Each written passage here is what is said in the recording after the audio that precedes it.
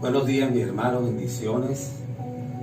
Nuevamente hoy con una palabra que quiero compartir con ustedes y espero que llegue al corazón de cada uno de los que escuchen esta palabra.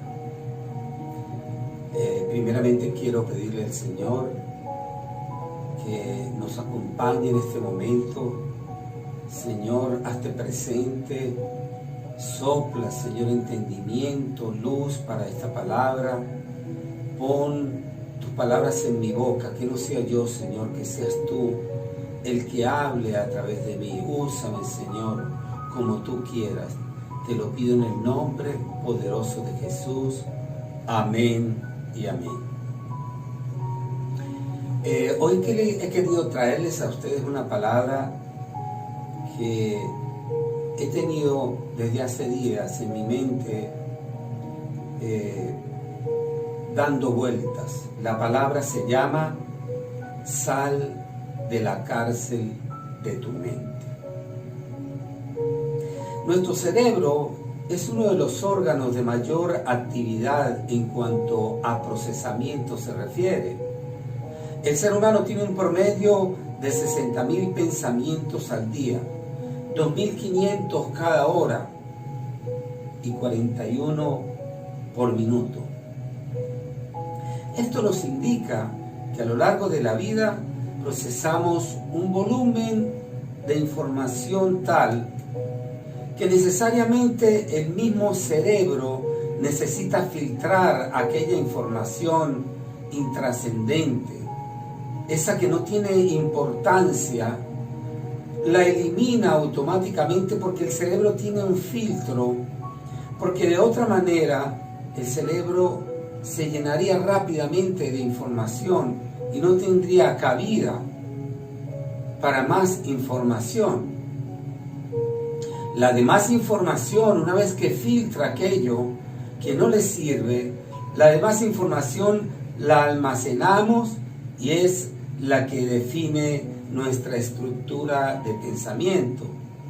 Es decir, almacenamos aquella información que fue impactante para nosotros desde niños, adolescentes, adultos, aquellas que nos marcaron, aquellas que dejaron huella en nuestra mente. Esa información queda almacenada en nuestra mente y esa es la que define nuestra estructura de pensamiento. Es decir, la que se encarga de definir cómo pensamos, cómo actuamos o cómo nos comunicamos ante las demás personas, cómo nos relacionamos, qué actitud asumimos, cuál es nuestra personalidad, cómo pensamos. Esa es la información que nosotros almacenamos y esa es la que se convierte en nuestra estructura de pensamiento. En este proceso aprendemos cosas que nos edifican y otras que no, que nos empoderan y otras que nos hacen débiles. Unas informaciones que nos califican y otras que nos descalifican.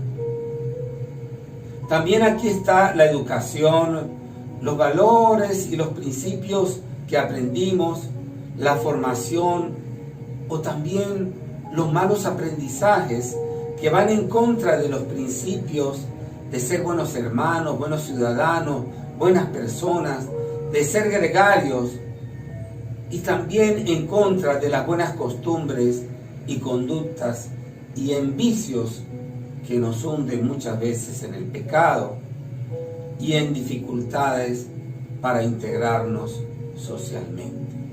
Es decir, desde las fortalezas que adquirimos hasta quizá estoy plasmando también las situaciones extremas en que caemos en un abismo que es lamentable. Cuando niños vivimos quizá la mayor y más grande etapa de aprendizaje. Somos en estos momentos como una esponja. todo lo que aprenderemos, ya sea en la escuela, en el hogar, en nuestro entorno, va forjando lo que será nuestra estructura de pensamiento. Recuerdo mucho mi niñez. Tuve unos padres excelentes que acertaron, pero también se equivocaron. Pero fueron buenos padres. Me enseñaron valores y principios que hoy conforman una solidez muy grande en mi forma de pensar y mi forma de proceder y de actuar. Pero yo recuerdo que en aquel entonces la formación era muy rígida. Los patrones de conducta por los cuales se criaban a los hijos eran bastante estrictos y eran muy rígidos. Entonces, de acuerdo a esos patrones de conducta, casi todo lo que hacíamos fuera de esa línea tan delgada era malo.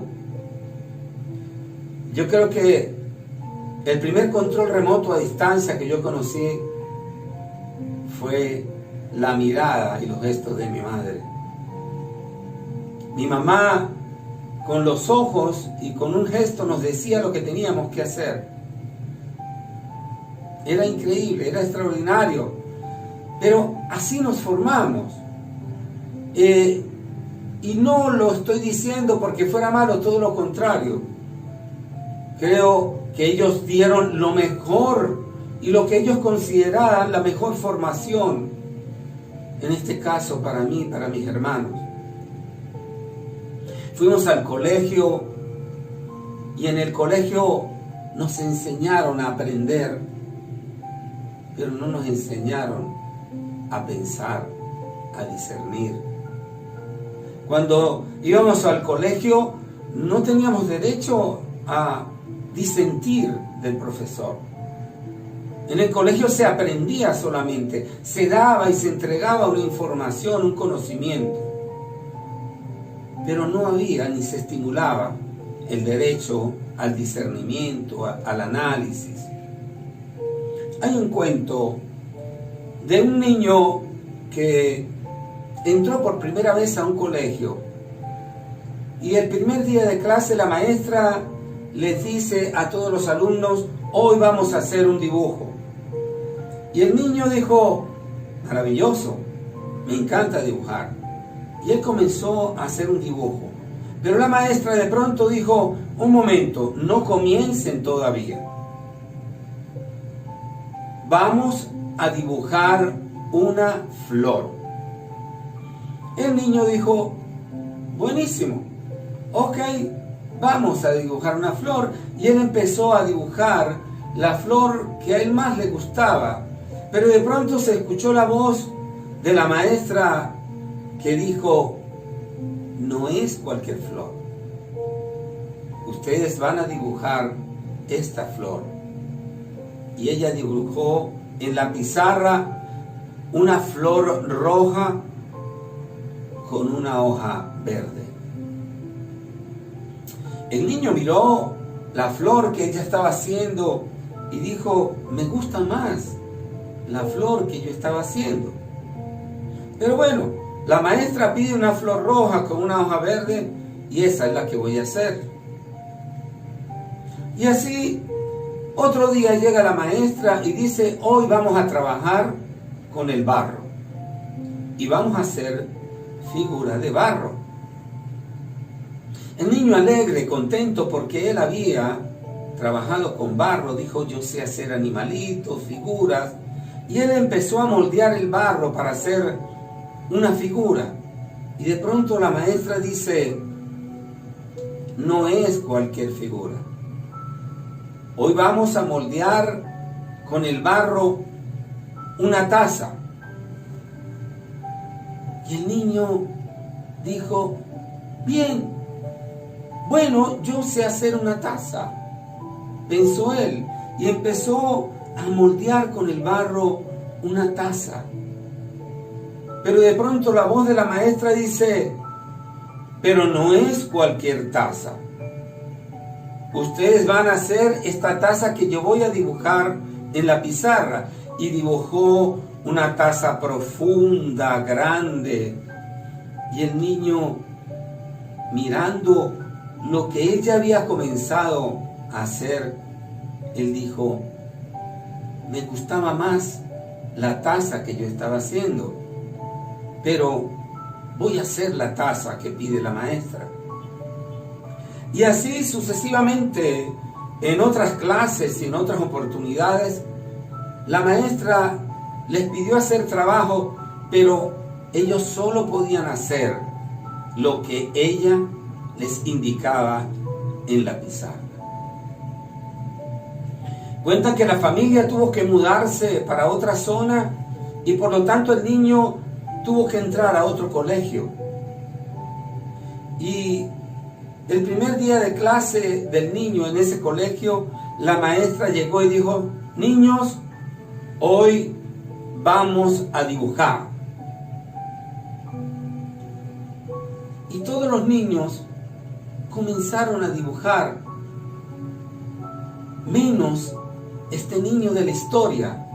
Él se quedó paralizado. De pronto se le acerca la maestra y le dice, niño, ¿qué te pasa? ¿No quieres hacer la actividad? ¿No quieres dibujar?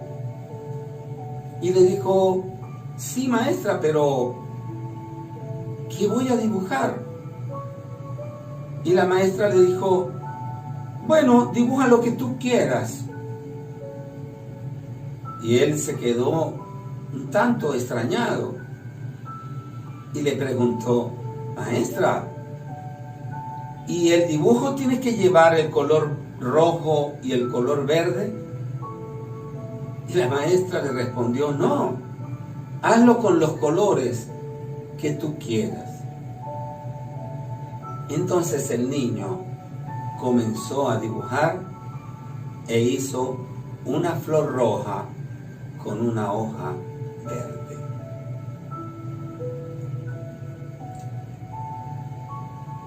La maestra que tuvo ese niño inicialmente castró la capacidad de crear de ese niño, de expresarse libremente, su creatividad, y se acostumbró a hacer solo lo que le pedían que hiciera.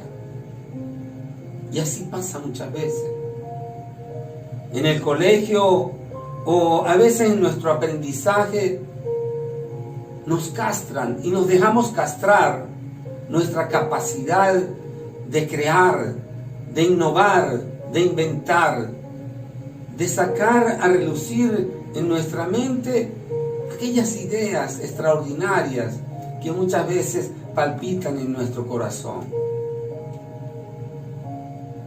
El cerebro tiene que liberar información que ya no le sirve. El cerebro tiene que decirle a esa castración que muchas veces han sido objeto o hemos sido objeto niños en nuestra vida, desde pequeños, en nuestra formación, decir hasta aquí, basta. Necesito ser yo. Necesito sacar todo lo que tengo dentro de mí, dentro de mi corazón, dentro de mi mente y dentro de mi cerebro. Necesito liberar ese potencial, aquella capacidad que tengo para crear, para innovar. El cerebro tiene que liberar información y conductas que ya no le sirven, que han perdido vigencia, que es anacrónico, que no le sirven para el ahora, ni mucho menos para el futuro, porque a veces nos llenamos de información, nos llenamos de formas de proceder en nuestra mente, porque tuvimos un aprendizaje que se convirtió en nuestra estructura de conducta y de pensamiento. Tenemos que liberar el cerebro de estas cosas para poder recibir una nueva información actualizada que vaya a la par con la tecnología. Pero el cerebro, mis hermanos, es el órgano más rápido en aprender, pero también el más flojo para eliminar los desechos que ya no les sirven. ¿Por qué?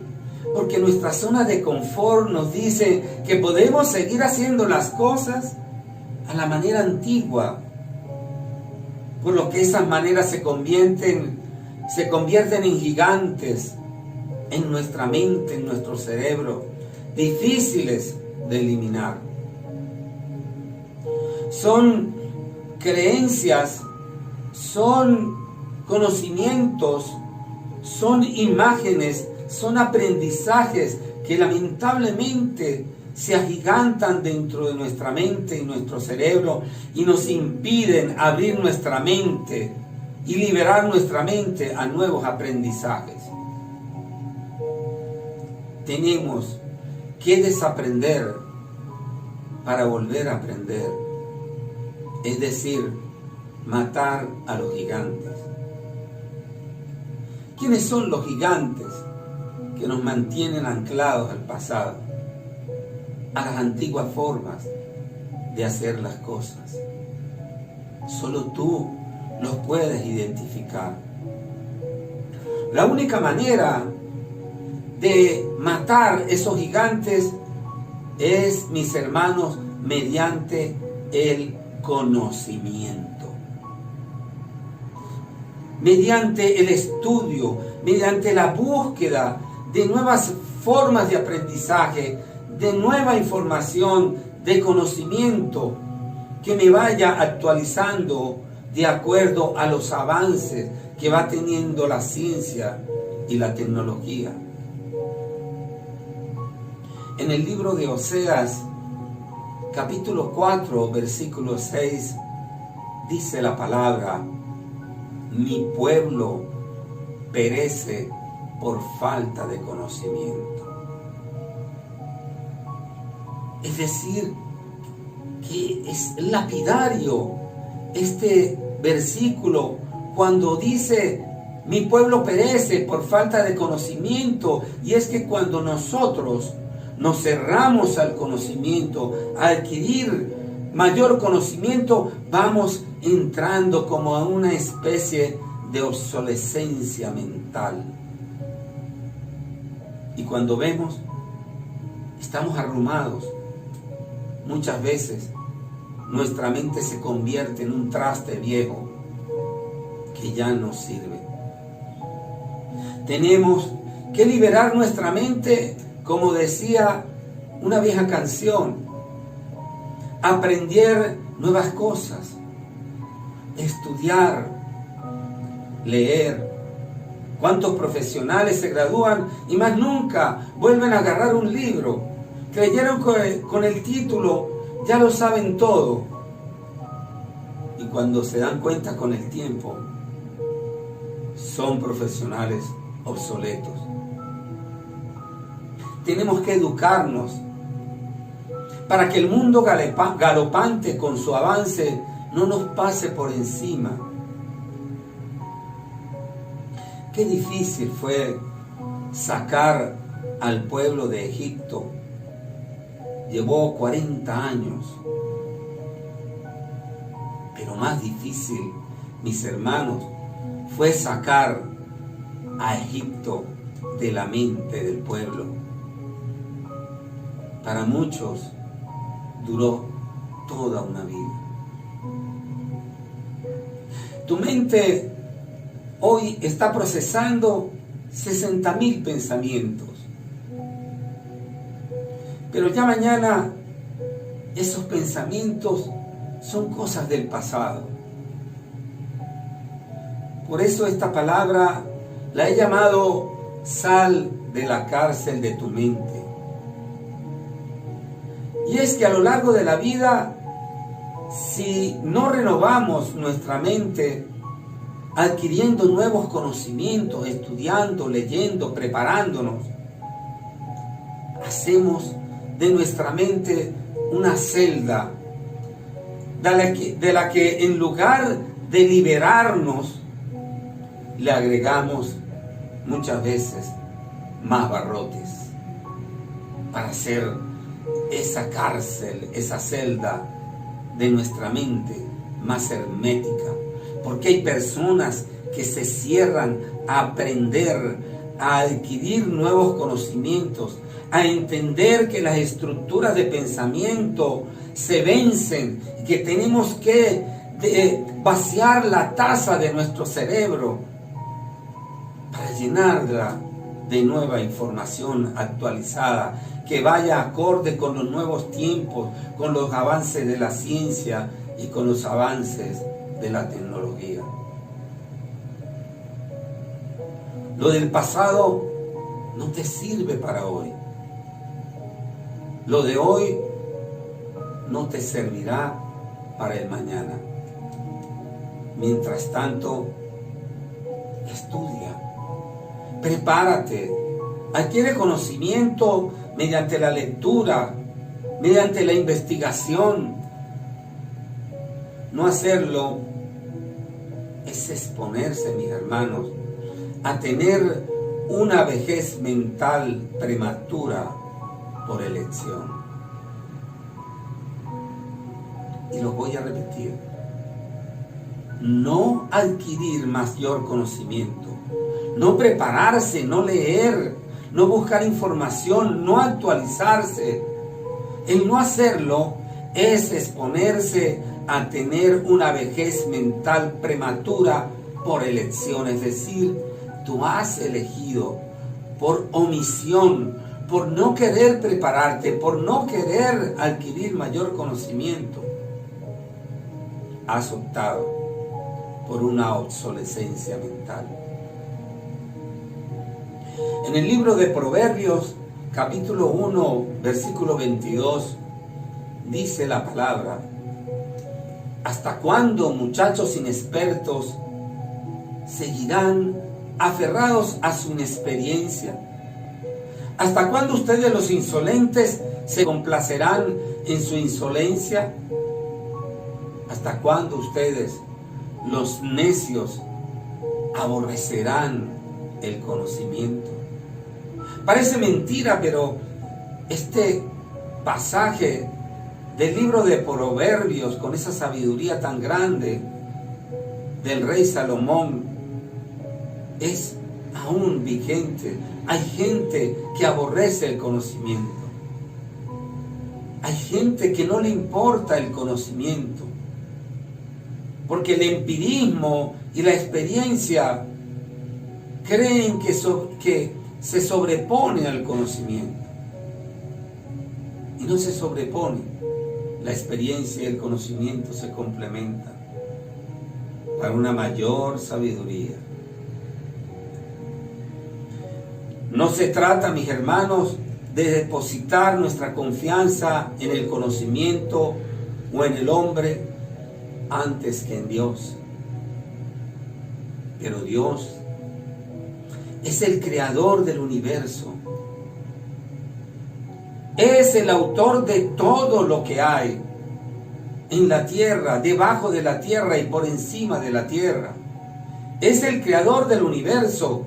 Por lo tanto, Él dio los dones y talentos para que se inventara la ingeniería, la medicina, la administración, el derecho, la informática y todas las profesiones, para que fueran instrumentos de Dios al servicio de la humanidad.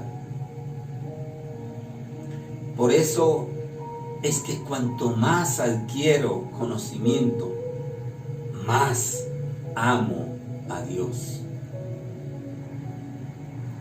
En Filipenses capítulo 1, versículo 6, dice la palabra: estoy convencido de esto, lo dijo Pablo, el que comenzó tan buena obra en ustedes, la irá perfeccionando hasta el día de Cristo Jesús. Es decir, hasta el final de tu vida. Dios comenzó la buena obra en ti y la va a perfeccionar, pero no la va a perfeccionar si tú decides quedarte en el pasado, anclarte en las viejas costumbres, anclarte en ese pasado que muchas veces te enseñó las cosas que eran vigentes para ese momento, pero que hoy no tienen ningún tipo de cabida, que hoy son anacrónicas y obsoletas. En días pasados veía un documental por televisión y el documental se trataba de que los científicos dilucidaban de qué manera pudo Noé introducir en la barca a una pareja de todas las especies de animales que habían en el mundo. Y Dios lo hizo como lo quiso hacer, como lo pudo hacer, y a lo mejor como en nuestro entendimiento quizá no sepamos cómo lo hizo. Pero lo que más me llamaba la atención es que ya los científicos no estaban cuestionando si hubo una arca de Noé, si existió Noé, si ese pasaje bíblico del arca de Noé fue una realidad o no. Ya no lo estaban cuestionando. Ya lo que estaban era tratando de dilucidar cómo hizo Dios, cómo hizo Noé, dirigido por Dios, para meter esa pareja de animales de cada una de las especies para poderlas preservar. En otro momento de este mismo documental, estaba viendo algo realmente fascinante. En el año 1947 se envió a un general norteamericano a una expedición a la Antártida para crear allí como una especie de base para la investigación de la Antártida. La Antártida es una región donde las capas polares de hielo son kilométricas. Y resulta que uno de los soldados tuvo un accidente y no había forma de atenderlo en esa base, por lo que se pidió ayuda urgente para poder sacar a ese soldado y llevarlo al primer centro asistencial al que podían acceder por avión. Enviaron un avión y el avión iba directo en sus coordenadas hacia esa base que habían creado. Pero de pronto reciben una orden de desviarse no sé cuántos grados. Pero el piloto calculó que si se desviaba esos grados iba a perder aproximadamente 40 minutos y la vida de ese soldado dependía de que ellos llegaran lo más pronto posible. Por lo que el piloto desconoció la orden y siguió su ruta trazada. ¿Cuál no sería su sorpresa que el piloto y el copiloto pasaron por un área donde vieron un gran hueco inmenso, gigantesco, que había en la capa polar, en la capa de hielo? Ellos calcularon que ese hueco podría tener más de 3 kilómetros aproximadamente de perímetro, de área. Y aquello fue sorprendente para ellos.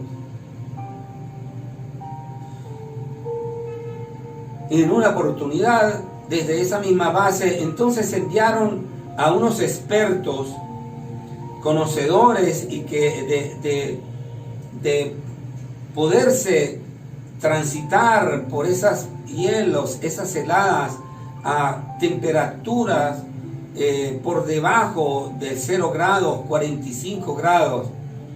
Y 2 personas entraron a una cueva que había sido hecha en una de esas capas de hielo. Y cuando entraron, consiguieron sorprendentemente un gigantesco salón construido.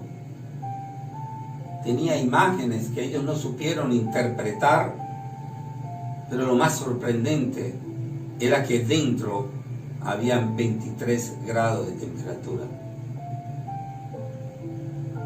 Nunca supieron poder dilucidar aquel misterio. Y otros que ellos también vieron de manera inexplicable cómo aparecían objetos voladores que desaparecían de una manera inexplicable a unas velocidades increíbles.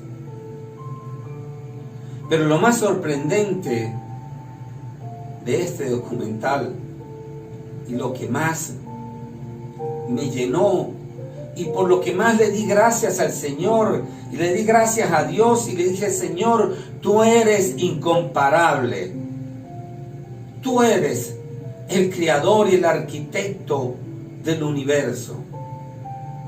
Y es que, finalizando, uno de los científicos dijo: no tenemos cómo encontrar una explicación.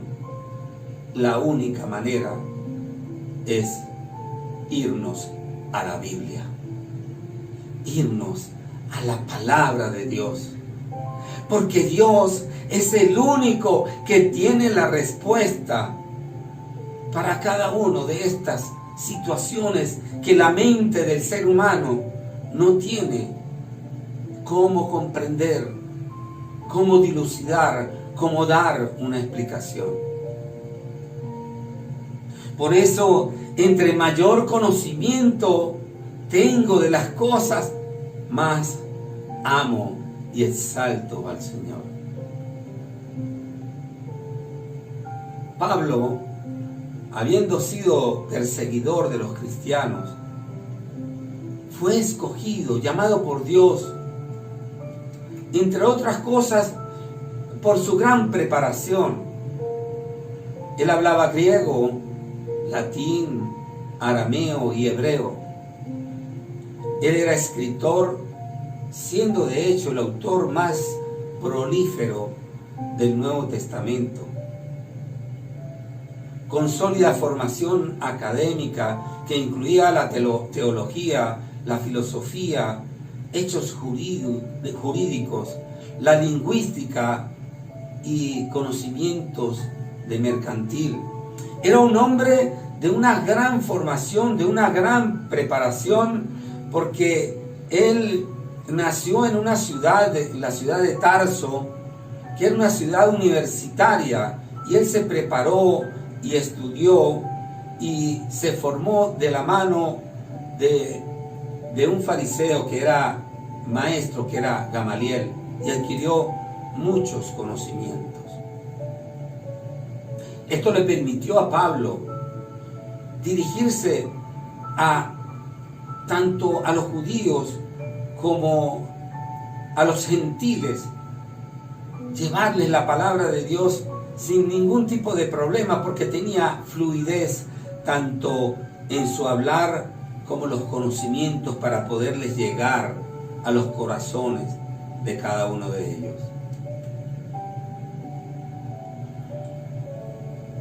Mis hermanos, Dios es el hacedor de todas las cosas.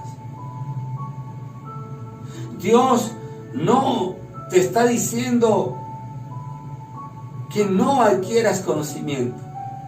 Dios no te está pidiendo que no actives el cerebro.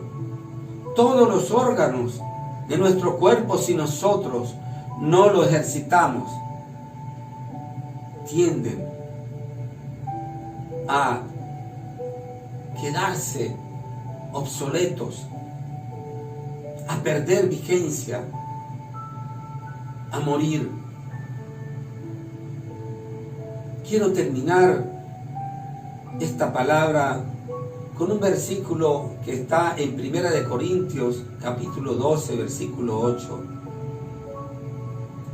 Y dice así: a unos Dios le da por el Espíritu palabra de sabiduría. Lo dijo Pablo. Y creo que se estaba en ese momento refiriendo a él. A unos Dios le da por el Espíritu palabra de sabiduría, que era su caso. A otros, por el mismo Espíritu, palabra de conocimiento. Esto nos indica que el Espíritu y la mente y el conocimiento no están divorciados. Esto nos indica que el conocimiento también puede provenir por una revelación por el Espíritu. En Proverbios capítulo 1, versículo 7, hay un versículo lapidario, tremendo, del rey Salomón, y dice: el temor del Señor es el principio del conocimiento. Los necios desprecian la sabiduría y la disciplina. Mis hermanos, no podemos ser necios. Tenemos que abrir nuestro espíritu, tenemos que abrir nuestra mente, nuestro cerebro al conocimiento. Es la única manera de no entrar en esa obsolescencia intelectual, social. Nuestras iglesias tienen que mantenerse y estar alertas a los avances de la humanidad para poder llevar el Evangelio. ¿Cómo hacemos para llevarle el Evangelio a aquellas personas que tienen gran sabiduría? Aquellas personas estudiosas que han adquirido grandes conocimientos. Si no nos preocupamos nosotros mismos por crecer, por abrir nuestra mente, por matar esos gigantes, renovar nuestra mente, vaciar la taza de nuestro cerebro para adquirir nuevos conocimientos. Por eso yo hoy te digo: sal de la cárcel de tu mente. No permitas que tu mente se convierta en aquel órgano que castra tu capacidad, tu talento para crecer, para desarrollarte, para adquirir nuevos y mayores conocimientos.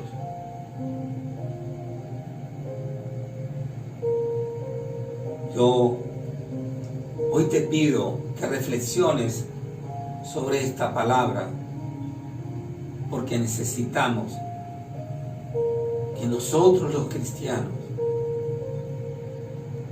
entendamos la importancia de la educación. Recientemente se celebró el Día del Educador. Desde aquí, desde nuestro centro cristiano Transformando Vida, quiero felicitar a todos aquellos educadores, ciudadanos del mundo. La más noble profesión: educar, impartir conocimiento.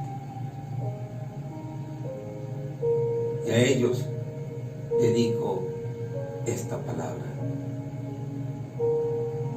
Quiero que repitan conmigo esta sencilla pero poderosa oración. Señor Jesús, yo reconozco que tú eres nuestro Padre, nuestro Dios, que tú eres el hacedor, el arquitecto del universo, el que hizo todas las cosas, Señor.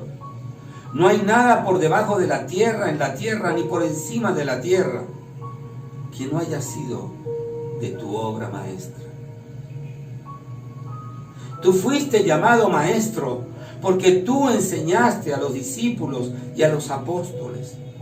Tú les impartiste conocimiento, tú los instruiste en la palabra. Hoy yo te reconozco, Señor, como mi Señor, como mi Padre, como mi Salvador, y sé que derramaste tu sangre en la cruz para salvarme, para perdonar mis pecados, para perdonar mis faltas. Yo hoy te pido, Señor, que me ayudes a ver el camino por el que debo transitar, dejando atrás ciertamente lo que ya no me sirve, lo que ya no me edifica, y acompañándome, agarrado de tu mano, hacia el futuro, lleno de conocimiento, empoderándome de todas aquellas cosas que solo son posibles mediante tu creación. Te pido, Señor, que escribas mi nombre en el libro de la vida y que no lo borres jamás. En el nombre poderoso de Jesús. Amén y amén. Mis hermanos, gracias por escuchar esta palabra y les invito al próximo domingo, donde estaremos entregando un nuevo mensaje de parte de Dios. Dios les bendiga.